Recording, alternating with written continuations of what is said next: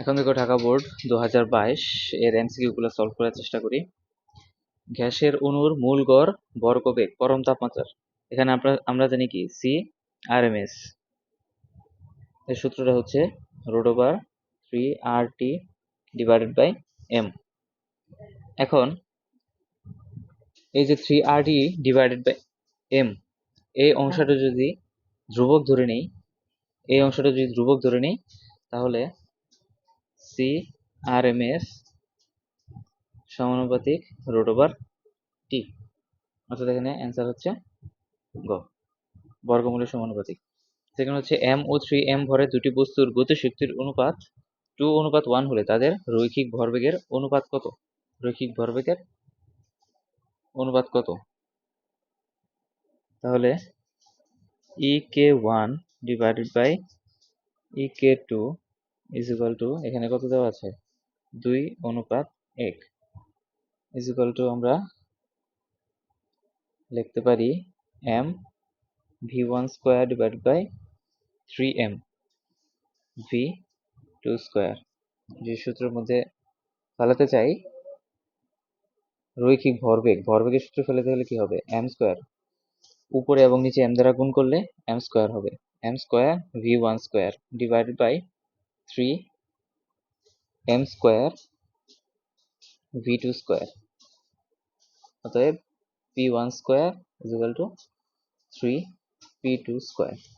এখন এইটা আর এইটা, এই দুইটাকে যদি একসাথে করি তাহলে p1 square p2 square is equal to 2, বা এখন যদি আর গুণন করে দেই 6p2 square is equal to p1 square. আর এখন যদি স্কয়ারটা দুই পাশ থেকে তুলে দিই তাহলে রুট করতে হবে উভয় পক্ষে রুট করলে এই স্কয়ারটা উঠে যাবে।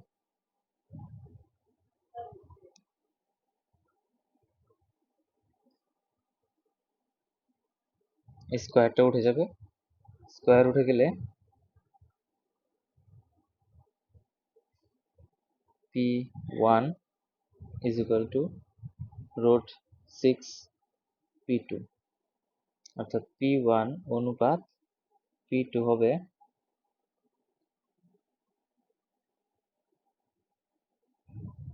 √6/1, গ হবে অ্যান্সার।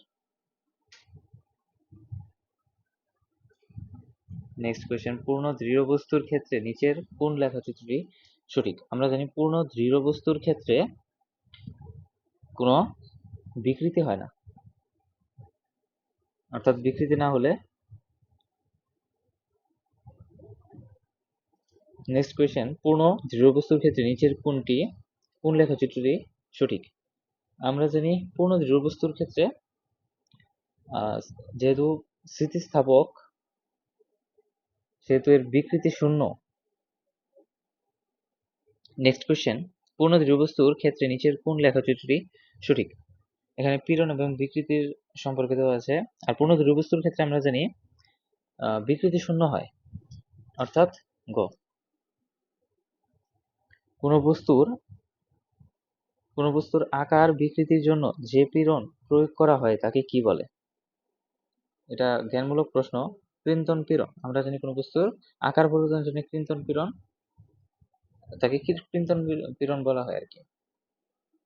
নেক্সট হচ্ছে, কোন ব্যক্তি g/2 ত্বরণে নিচে নামলে তার হাতে অবস্থিত দোলকের 2 দোলনকাল স্থির অবস্থার দোলনকালের তুলনায়, অর্থাৎ দোলনকাল অভিকর্ষ ত্বরণের বর্গমূলের ব্যস্তানুপাতিক। তাই যদি জি কমে তাহলে দোলনকাল বাড়বে, আর g/2 ত্বরণে নিচে নামলে ওই ব্যক্তির ত্বরণ হবে g-g/2, অর্থাৎ বাড়বে।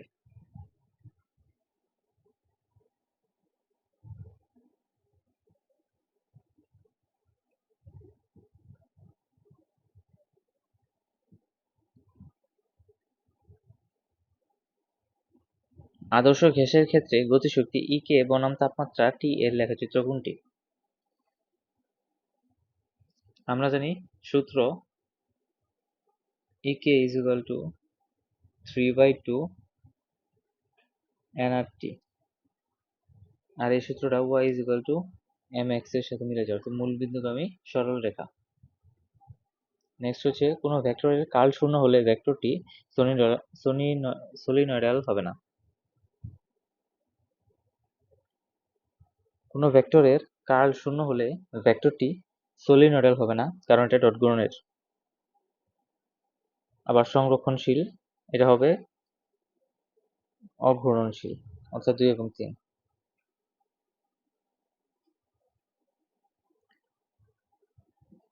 A vector is equal to 2ik plus 2 root over 3jk। ভেক্টরটি y অক্ষের সাথে কত কোণে ক্রিয়াশীল?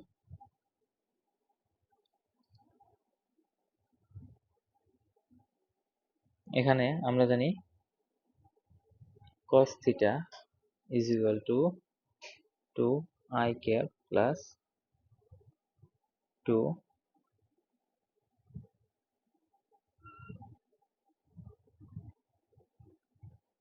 তো দেখো a vector is equal to 2ik plus 2 root over 3jk, ভেক্টরটি y অক্ষের সাথে কত কোণে ক্রিয়াশীল? y অক্ষের সাথে কত কোণে ক্রিয়াশীল? অতএব cos theta is equal to 2ik plus 2 root 3 j cap এর সাথে ডট গুণন j cap ডিভাইডেড বাই এর প্রত্যেকটার বর্গ 2 square plus 2 root over 3 whole square into root over 1 square. তাহলে এখানে অ্যান্সার হয় 2 root 3 ডিভাইডেড বাই 4। এখন 2 root 3 ডিভাইডেড বাই 4 উপরে নিচে কাটলে হয় root over 3/2।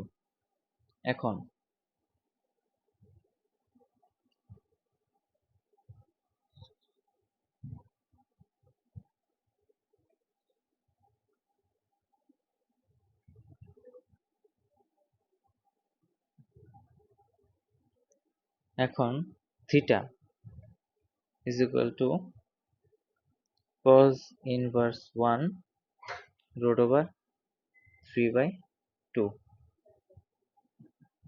এখানে root over 3 cos inverse 1 root over 3/2 এর মান হচ্ছে 30 ডিগ্রি। অ্যান্সার। একই ভর ও ব্যাসার্ধ বিশিষ্ট একটি বৃত্তাকার চাকতি এবং একটি রিং এর কেন্দ্র দিয়ে অভিলম্বে গমনকারী অক্ষের সাপেক্ষে চক্রবর্তীর ব্যাসার্ধের অনুপাত।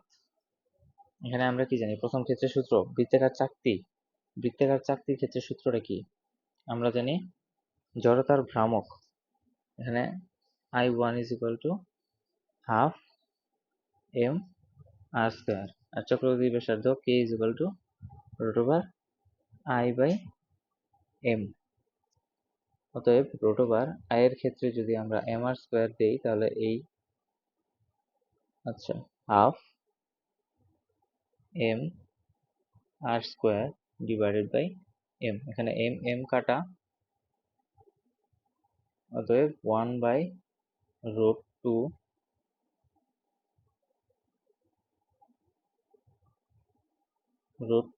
r। আর I2 এর ক্ষেত্রে আমরা জানি এখানে I2 এর ক্ষেত্রে একটি রিং এর কথা বলা হয়েছে, অর্থাৎ রিং এর ক্ষেত্রে জড়তার ভ্রামক m r স্কয়ার। অতএব k is equal to root over I by m is equal to root over m r square divided by m is equal to r। এখন আমরা I1 পাইলাম 1 by root 2 r। আচ্ছা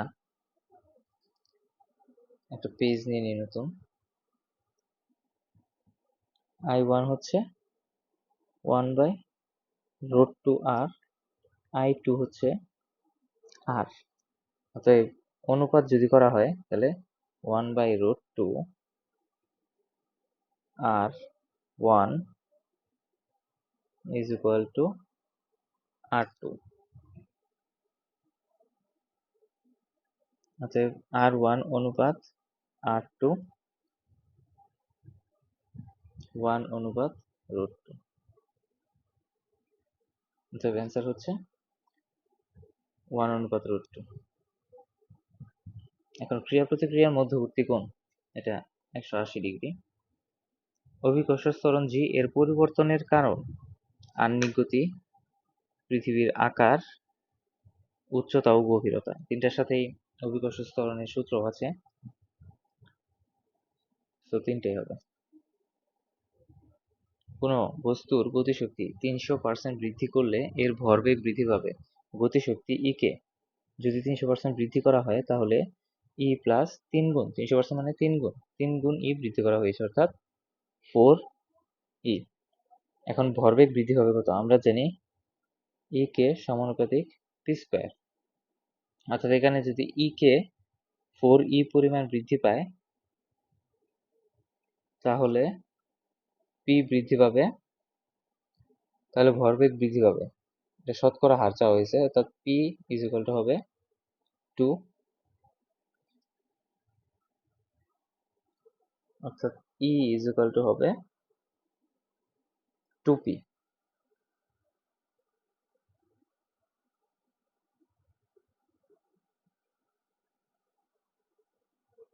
sorry, অর্থাৎ P সমানুপাতিক 2e।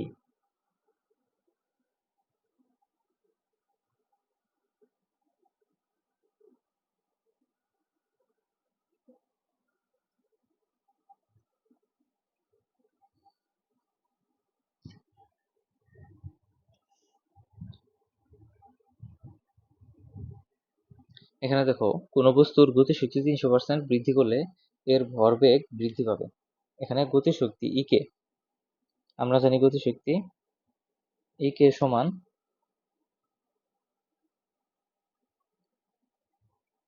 P square divide by 2m।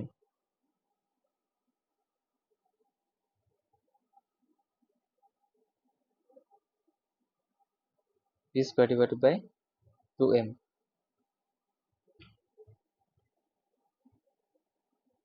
তাহলে P সমান √2m ই কে। আর এখানে যেহেতু গতিশক্তি 300% বৃদ্ধি করে, অর্থাৎ ই কে হবে ই প্লাস ই এর 3 গুণ, যেহেতু 300% বৃদ্ধি,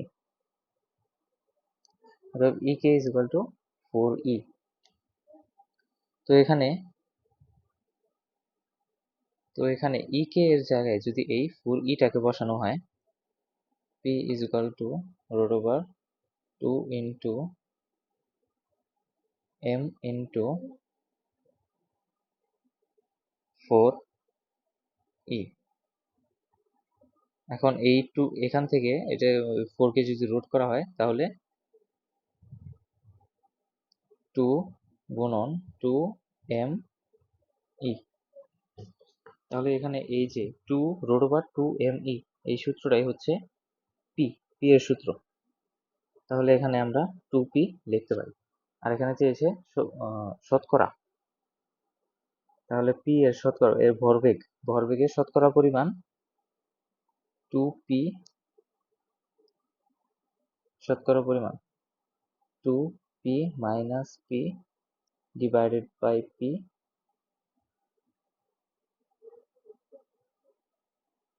এর সাথে গুণ হবে 100%, তাহলে 100%। এটা সরাসরি মুখস্থ রাখাই ভালো, প্রায় প্রশ্নে পরীক্ষায় আসে। Half i cap plus half j cap plus m k cap একটি একক ভেক্টর হলে এম এর মান কত? এটা সরাসরি বের করা যায়। 1/2 square plus 1/2 square plus m square, যেহেতু একক ভেক্টর সমান হবে 1, অর্থাৎ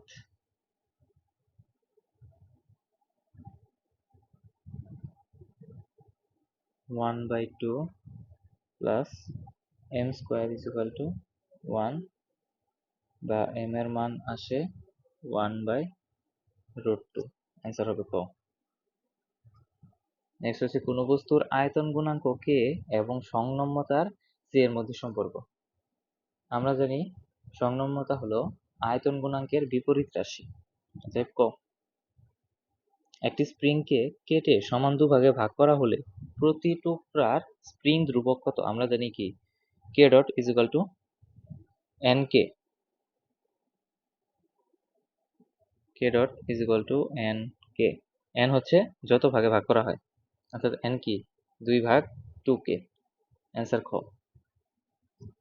এখন সূর্য হতে পৃথিবীর দূরত্ব কমে গেলে বছরের দিন সংখ্যা আমরা জানি টি স্কোয়ার সমানুপাতিক আর কিউব। দূরত্ব কমলে পর্যায়কালও কমবে, আর পর্যায়কাল কমলে দিন সংখ্যা কমবে, অর্থাৎ ক। নিচের কোনটি সংরক্ষণশীল বলের উদাহরণ? সংরক্ষণশীল বলের ক্ষেত্রে ঘর্ষণ বল হচ্ছে অসংরক্ষণশীল বল, সান্দ্র বল অসংরক্ষণশীল বল, ঘাত বল এটা সংরক্ষণশীল বল, অভিকর্ষীয় বল সংরক্ষণশীল বল, ঘাত বল অসংরক্ষণশীল বল। তাহলে সংরক্ষণশীল বলের ক্ষেত্রে পূর্ণ চক্রে, অর্থাৎ কোনো একটা কাজ সম্পূর্ণ চক্রে ঘুরে আসার পর কাজটা মোট সংরক্ষণশীল বলের ক্ষেত্রে মোট কাজ হয় শূন্য, আর কাজের পরিমাণ কণার গতিপথের উপর নির্ভর করে না। শক্তির নিত্যতার সূত্র এখানে পালিত হয়, কাজকে পুনরুদ্ধার করা যায়। আর উদাহরণগুলো হচ্ছে অভিকর্ষীয় বল, বৈদ্যুতিক স্প্রিং বল, উদাহরণগুলো হচ্ছে বৈদ্যুতিক বল, স্প্রিং বল, অভিকর্ষীয় বল এগুলো। আর অসংরক্ষণশীল বলের ক্ষেত্রে মোট কাজ শূন্য হয় না, আর কাজের পরিমাণ গতিপথের উপর নির্ভর করে না। অসংরক্ষণশীল বলের ক্ষেত্রে পূর্ণচক্রে মোট কাজ শূন্য হয় না, আর কাজের পরিমাণ গতিপথের উপর নির্ভর করে। শক্তির নিত্যতা এখানে পালিত হয় না, আর হচ্ছে কাজ সম্পূর্ণরূপে পুনরুদ্ধার করা যায় না। আর উদাহরণ হচ্ছে ঘর্ষণ বল, সান্দ্র বল। একটি বস্তুর উপর এফ ভেক্টর এত নিউটন বল প্রয়োগের ফলে সেটি এত বিন্দুতে স্থানান্তরিত হয়। অর্থাৎ এখানে কি এত বিন্দু হতে এত বিন্দুতে স্থানান্তরিত মানে এখানে হচ্ছে সরণ। তাহলে আমরা সরণটা বের করি আগে, এস ভেক্টর, যেহেতু এফটা ভেক্টর রাশিতে দেওয়া আছে, এসটা আমাদের ভেক্টর রাশিতে বের করতে হবে। অতএব 4 -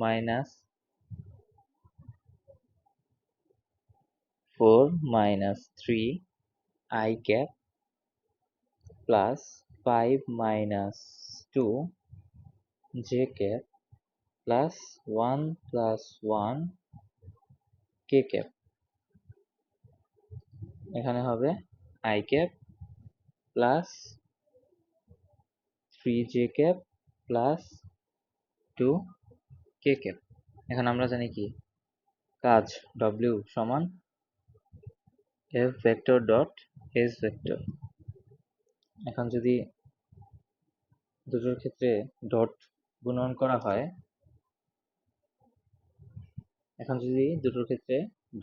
করা হয়, তাহলে অ্যান্সার আসে 2 + 9 - 8। এখানে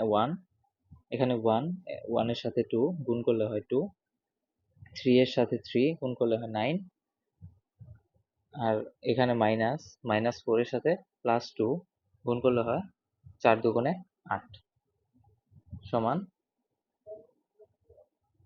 3 জুল, অর্থাৎ ক।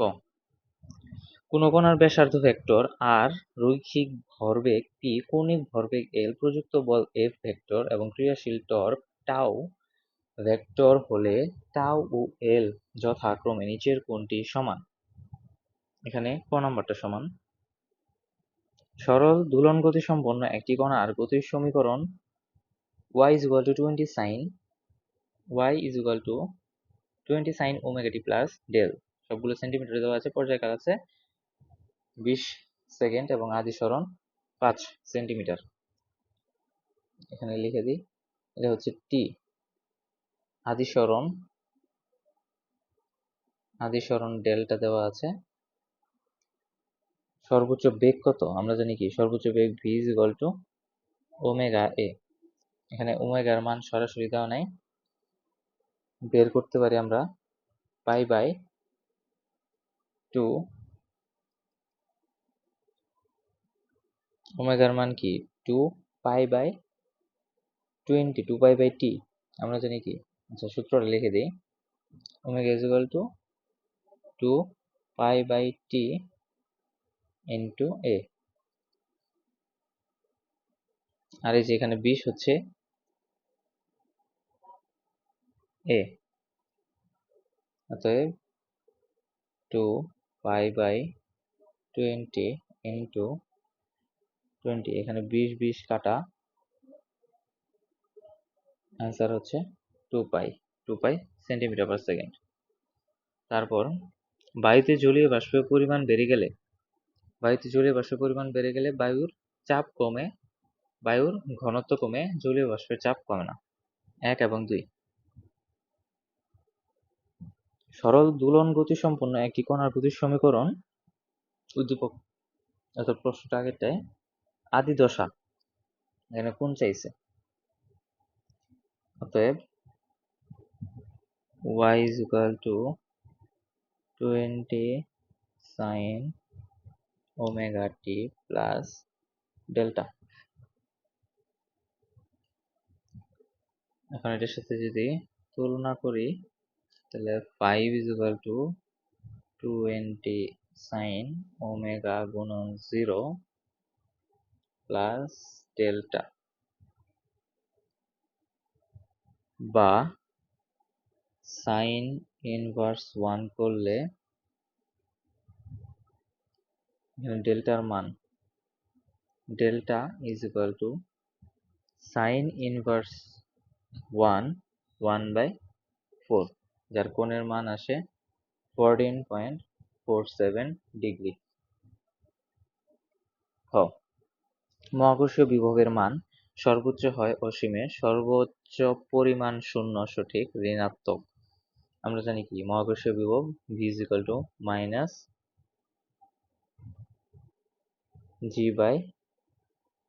gm ডিভাইডেড বাই r, অর্থাৎ এখানে ঋণাত্মক, সেই ঋণাত্মক। অতএব কাজ শক্তি উপপাদ্য অনুসারে কৃত কাজ নিচের কোন রাশিটির পরিবর্তনের সমান। আমরা জানি কি, কৃত কাজ গতিশক্তির পরিবর্তনের সমান। নিচের বক্তব্যগুলোর মধ্যে কোনটি সঠিক। সম্পৃক্ত বাষ্প বয়ের চার্লসের সূত্র মেনে চলে না। অসম্পৃক্ত বাষ্প শুধুমাত্র আবদ্ধ স্থানে তৈরি করা হয় না। আপেক্ষিক আর্দ্রতা বেশি থাকলে বাষ্পায়ন দ্রুত হয়, এটাও না।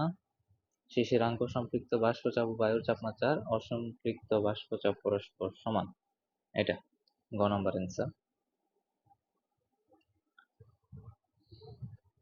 তো আজকে এই পর্যন্তই, ধন্যবাদ সবাইকে।